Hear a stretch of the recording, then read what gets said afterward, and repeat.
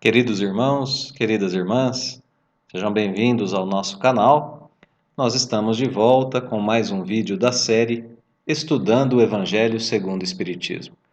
Nós vamos começar agora um novo capítulo da obra. Terminamos o capítulo 13, portanto, vamos começar o 14º capítulo do livro, que tem o título Honrai a vosso pai e a vossa mãe. O assunto, o tema está dado: relações entre pais e filhos. Temos a exibição aqui dos itens que compõem o capítulo. Estudaremos agora o item piedade filial, primeiro subitem do capítulo 14. Na sequência teremos quem é minha mãe e quem são meus irmãos. Depois, parentela corpórea e parentela espiritual. E na sequência, nas instruções dos espíritos, a ingratidão dos filhos e os laços de família. Então vamos começar o nosso estudo desse primeiro item do capítulo 14, que é composto por duas passagens do Novo Testamento, dando abertura ao item, e que tem na sequência 5 parágrafos escritos por Allan Kardec, trazendo as explicações sobre essas duas passagens do Novo Testamento, sempre do ponto de vista moral, tão bem desenvolvido pela doutrina espírita. Em resumo, nós diremos que esse item ensina o que é a piedade filial, mostrando suas características enquanto lei divina, muito próxima do campo do amor e da caridade, do campo do nosso sentimento, portanto. Assim se transformando também como lei divina em um dever.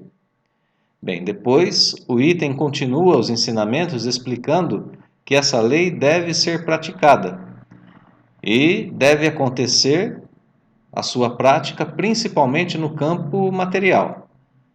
É assim que nós vamos aprender a praticar a piedade filial.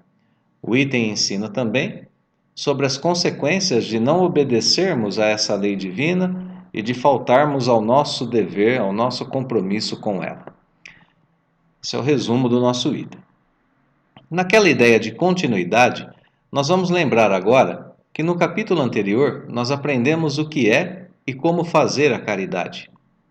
Agora, nós somos dirigidos a praticar a caridade de modo ainda mais intenso, a partir de nosso círculo mais íntimo de relações, que é o próprio lar, aprendendo o que é e como praticar, a princípio, a piedade filial e depois com mais ensinamentos a respeito desse nosso contexto mais íntimo, esse nosso contexto familiar, no qual nós devemos aprender a praticar a caridade ensinada no capítulo anterior. Então, essa é a nossa ideia de continuidade aqui para o primeiro item. Vamos então a ele. As duas passagens do Novo Testamento.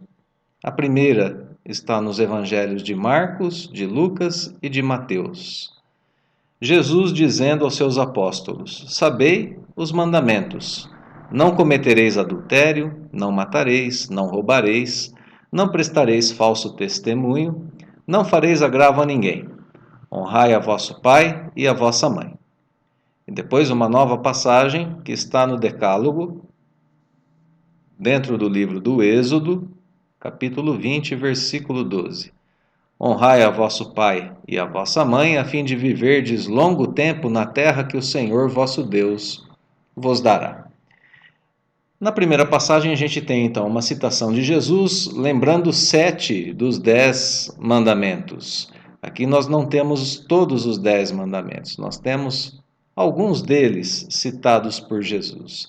E aí essa segunda passagem que nós temos, tem aqui a função de evidenciar o mandamento que empresta título ao nosso capítulo. O título do capítulo é Honrai a vosso pai e a vossa mãe. O mandamento diz exatamente isso, o quarto mandamento dos 10 mandamentos contidos no Decálogo, a tábua dos 10 mandamentos, no Antigo Testamento. Honrai a vosso pai e a vossa mãe, a fim de viverdes longo tempo na terra que o Senhor vosso Deus vos dará. Aqui com essa exposição nós temos a ideia de que Jesus corrobora, Jesus retoma os 10 mandamentos, ou pelo menos alguns deles, em conversa com as pessoas que o ouviam, E na sequência, Kardec coloca uma nova passagem com o mandamento que ele quer colocar em evidência, com o mandamento que manda honrar pai e mãe, e que tem uma consequência: honrando pai e mãe, nós vamos viver um longo tempo na terra que Deus nos dará. Então, assim a gente tem a aproximação entre Jesus e os 10 mandamentos e a aproximação entre a doutrina espírita, Jesus e os 10 mandamentos, já na abertura do item. Vamos lá, vamos em frente, vamos agora para o primeiro parágrafo para que nós possamos entender as explicações de Kardec a respeito dessas passagens. Então, Kardec começa escrevendo que o mandamento honrai a vosso pai e a vossa mãe é um corolário, ou seja, é uma consequência da lei geral de caridade e de amor ao próximo. Aqui, a aproximação com o capítulo anterior, né? Lei de caridade e de amor ao próximo ensinada no capítulo anterior. Então, esse mandamento é uma consequência natural dessa lei, visto que não pode amar o seu próximo aquele que não ama a seu pai e a sua mãe. Mas o termo honrai encerra um dever a mais para com eles, o da piedade filial. Então, na primeira frase, a gente já estabelece um forte laço entre a honra que o Evangelho segundo o Espiritismo ensina a ter para com os pais e a caridade ensinada no capítulo anterior. Então, a gente tem 3 elementos aqui muito fortes, não é? A honra, a caridade do capítulo anterior e agora o novo termo que vai ser ensinado, a piedade filial. Então, nós temos essas ideias todas muito próximas ali, né? Caridade, amor, piedade filial, trabalhando assim o campo do nosso sentimento. O âmbito da piedade também é o âmbito que está no nosso emocional, no nosso sentimento. Na sequência, a gente vai ter a explicação do termo honrai, que a gente grifou aqui, né? Para a gente honrar pai e mãe, a gente precisa entender que essa palavra honrai, esse mandamento honrai, ter honra, né? Traz consigo um dever, que é o dever da piedade filial. Agora estamos trabalhando, então, o âmbito do sentimento e o âmbito do dever. A expressão piedade filial começa a ser explicada logo na sequência por sua composição, né? Quis Deus mostrar por essa forma que ao amor, aqui sentimento, né, se devem juntar o respeito, as atenções, a submissão e a condescendência, o que envolve a obrigação de cumprir-se para com eles, para com os pais, de modo ainda mais rigoroso, tudo que a caridade ordena relativamente ao próximo em geral. Então, como dizíamos, a expressão piedade filial começa a ser explicada por sua composição. O que é a piedade filial? Ela é uma união de amor, de respeito, de atenção, de submissão, obediência, não é? E de condescendência. Condescendência é consentir, ceder. Não é? Está dentro do âmbito ali da obediência. E como é difícil ceder para espíritos orgulhosos e egoístas. Ter piedade filial, portanto, significa vencer esses nossos obstáculos dentro do nosso próprio lar, dentro da nossa relação íntima com os nossos pais. Então, aqui é a piedade filial explicada no âmbito interno de cada um de nós, né? Esse dever se estende naturalmente às pessoas que fazem as vezes de pai e mãe, as quais tanto maior mérito têm, quanto menos obrigatório é para elas o devotamento. Deus pune sempre com rigor toda violação desse mandamento. Então, vamos em frente, né? Esse dever que nós temos aqui, da piedade filial, deve se estender às pessoas que fazem às vezes dos pais biológicos, né? Avós que às vezes cuidam de seus netos, pais adotivos e assim por diante. Então, usar de caridade para com os pais é algo que deve ser entendido de modo ainda mais rigoroso, com ainda mais empenho, como a gente vê aqui na frase. Nós temos a obrigação de cumprir para com eles de modo ainda mais rigoroso tudo que a caridade ordena em relação ao próximo em geral. E depois aí sim, né? Esse dever vai se estender naturalmente para as pessoas que fazem as vezes dos pais. O Evangelho segundo o Espiritismo pede isso sabendo que é mais difícil ser caridoso com quem se convive por mais tempo e com quem se conhece principalmente as imperfeições. Aqui se dá o exercício da caridade e do amor na prática da piedade filial.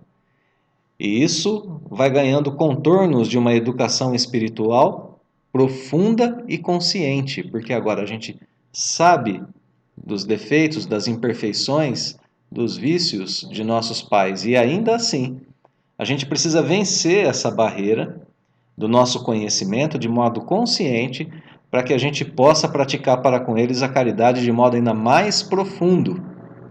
Isso é educação e progresso espiritual acontecendo aos nossos olhos. A gente sabe que com pessoas estranhas é mais fácil ser mais caridoso. Claro, nós não convivemos com elas, não convivemos com suas imperfeições, não convivemos com suas pequenas mazelas, seus caprichos, e então é mais fácil de sermos caridosos com elas. Agora aqui, onde se pede maior empenho para a caridade, nesse duplo sentido. Maior empenho pela obrigação, pelo dever filial, e maior empenho justamente porque é preciso vencer essas barreiras da convivência, né? Obviamente, o Evangelho está dizendo claramente que isso se estende aos pais adotivos. E simplesmente porque o devotamento deles para com os filhos adotados envolve menor obrigação do que a obrigação que têm os pais biológicos. Falamos em pais adotivos, mas insistimos, né? Isso se estende a avós e a outros educadores que abraçam a tarefa de educar. A lei divina pune a violação desse mandamento, com rigor. Portanto, nós estamos tratando aqui de uma lei muito profunda da convivência humana, de algo muito sério, por isso as palavras fortes do Evangelho segundo o Espiritismo, para já nos despertar, para criar em nós a consciência daquilo que é o nosso dever diante dessa situação, que é a relação entre pais e filhos, né? No momento dos filhos para com os pais, até agora, né? Até aqui, então, esse parágrafo apresentou a piedade filial como sendo um alto grau de compromisso assumido pelos filhos em praticar a caridade para com seus pais e como um dever diante de uma lei divina poderosa que rege as relações humanas na Terra, as relações de dentro do lar. Vamos lá ao nosso segundo parágrafo, que é pequenininho.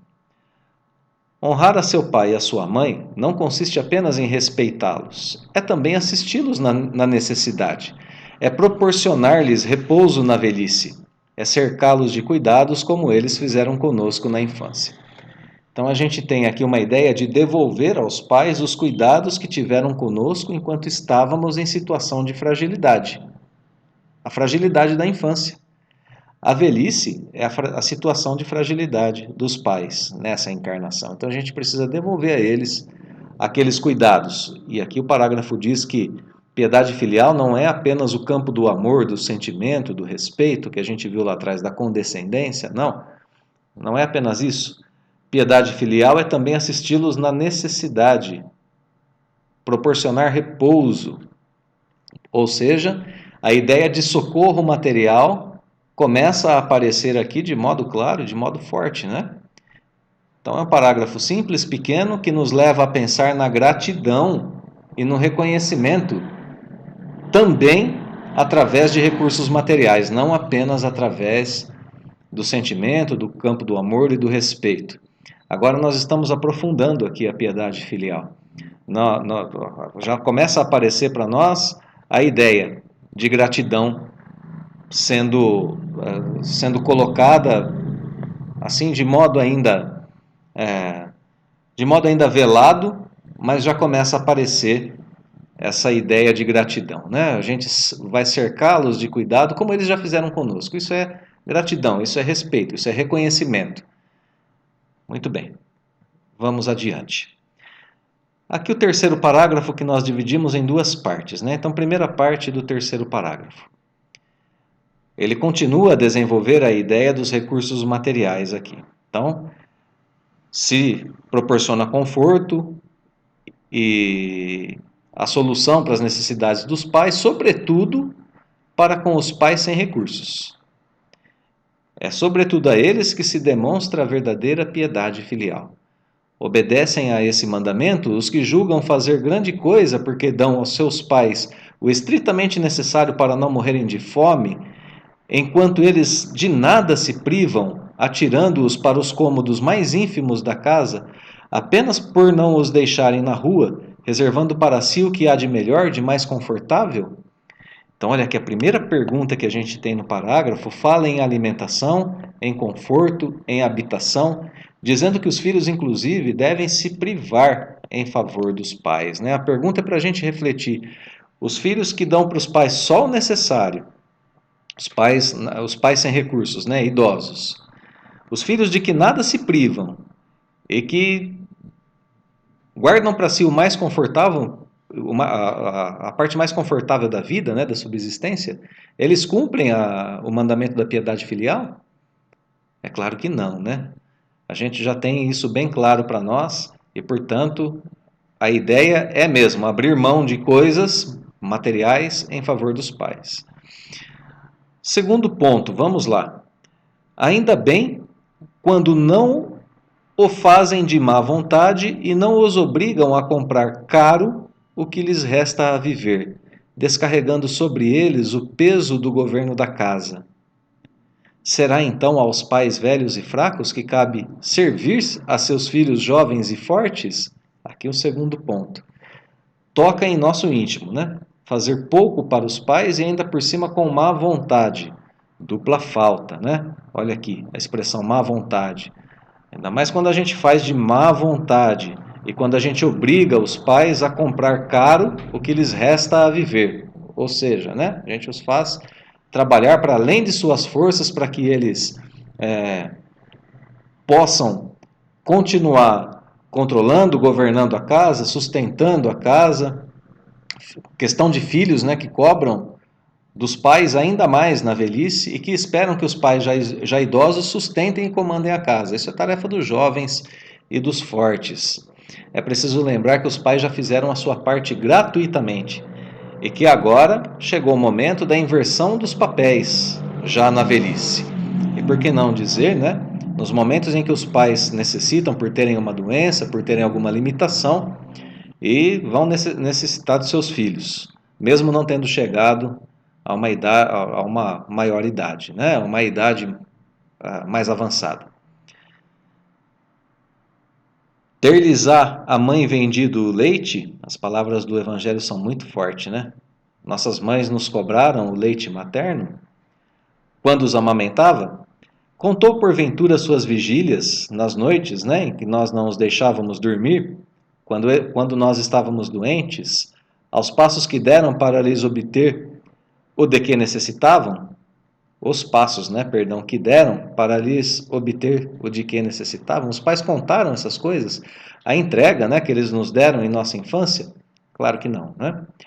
Então, o parágrafo até aqui cita algumas situações materiais nas quais nós devemos atender às necessidades dos pais e o modo que devemos fazer isso, conscientes e de boa vontade.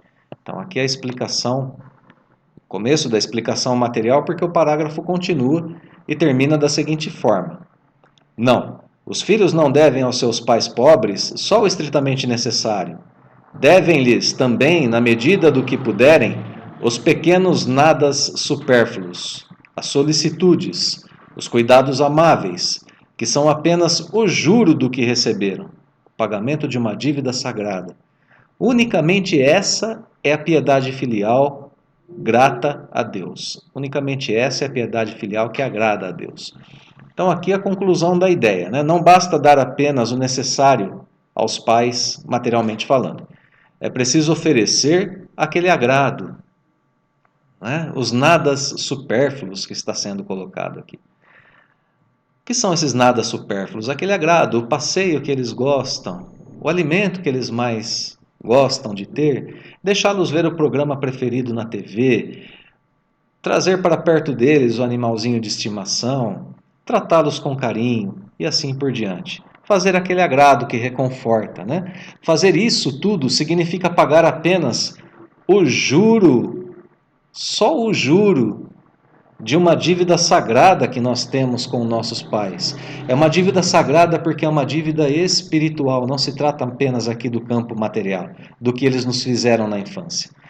É uma dívida sagrada porque os pais nos receberam em seu lar, deram teto, educação, família, roupas, carinho, foram anjos protetores enquanto éramos crianças, são bússolas a nos guiar no caminho da vida. Por que são tudo isso mesmo sendo imperfeitos? Porque nos basta imitar seus acertos e evitar seus erros para progredirmos de forma mais rápida. São espelhos para nós do que fazer e do que não fazer. São caminhos já experienciados, são vida já vivida. E além disso tudo, tomam a tarefa moral de nos orientar. Assumem esse compromisso diante da vida e diante de Deus. Então, vejam só, né? São protetores aqui no planeta Terra. Então, realmente, nós temos para com eles uma dívida sagrada. E quando devolvemos a eles essa piedade filial a eles, né? Essa piedade filial na velhice, nós estamos realmente pagando só o juro. A dívida continua lá. Todo o montante do que eles colocaram à nossa disposição é muito grande para ser pago apenas com piedade filial nas situações de necessidade para eles. A piedade filial que agrada a Deus deve cumprir esses requisitos espirituais e materiais, portanto.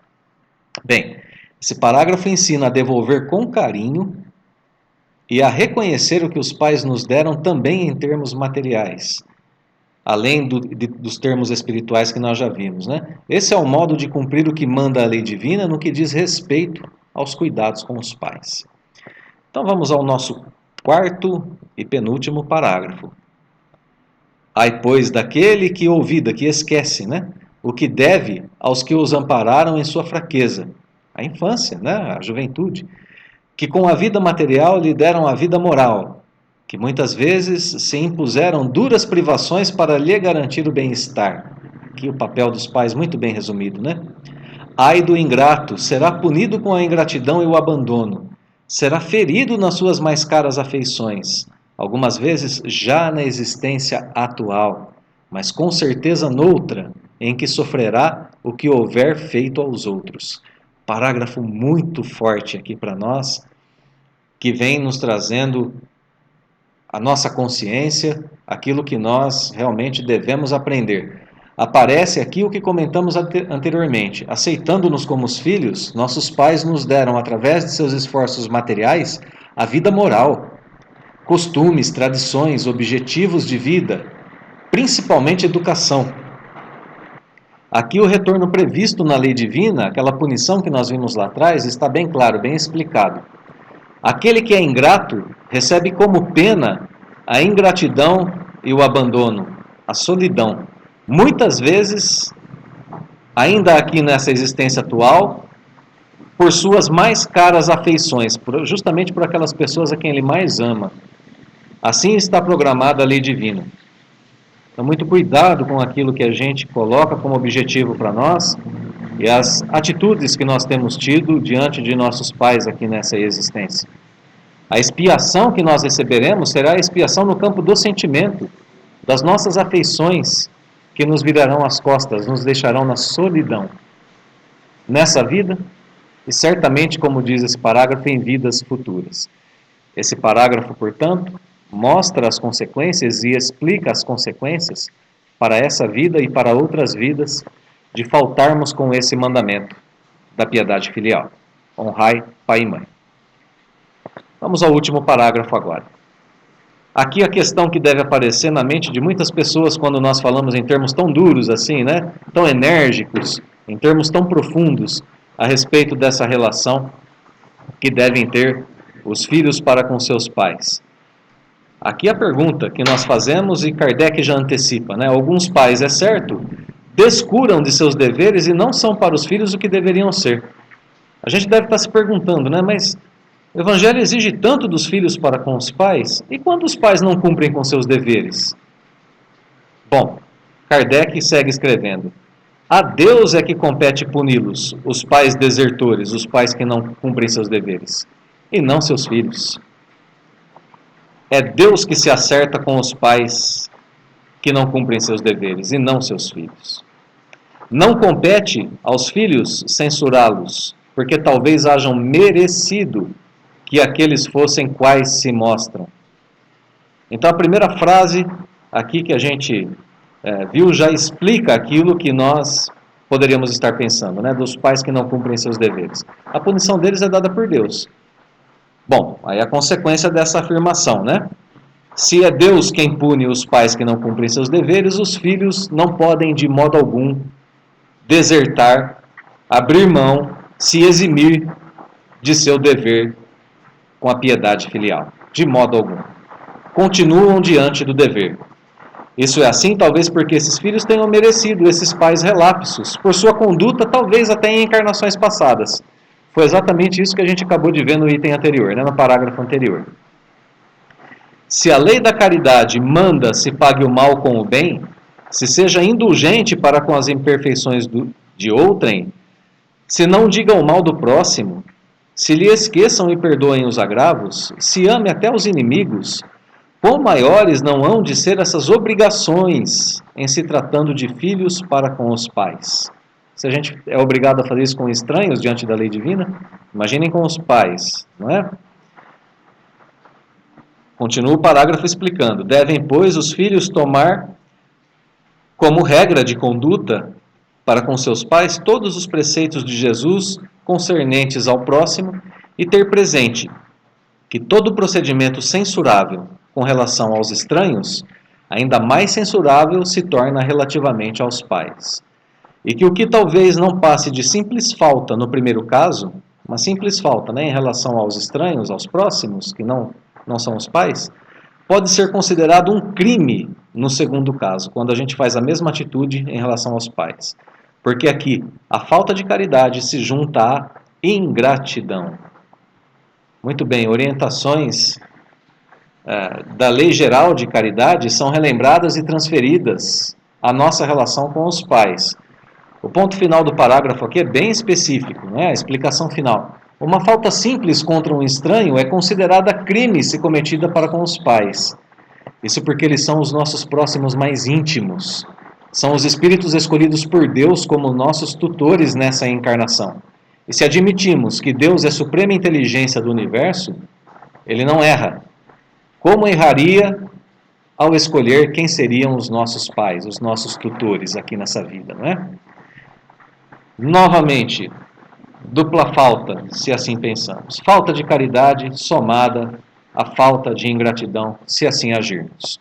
Então, fechando o item, esse parágrafo orienta sobre as faltas que cometemos em nosso relacionamento com os pais e como elas são graves diante da lei divina, para que nós possamos nos corrigir o mais depressa possível.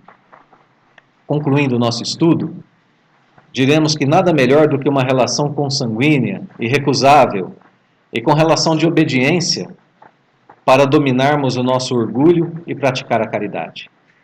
Essa é a essência do que vimos e veremos no capítulo.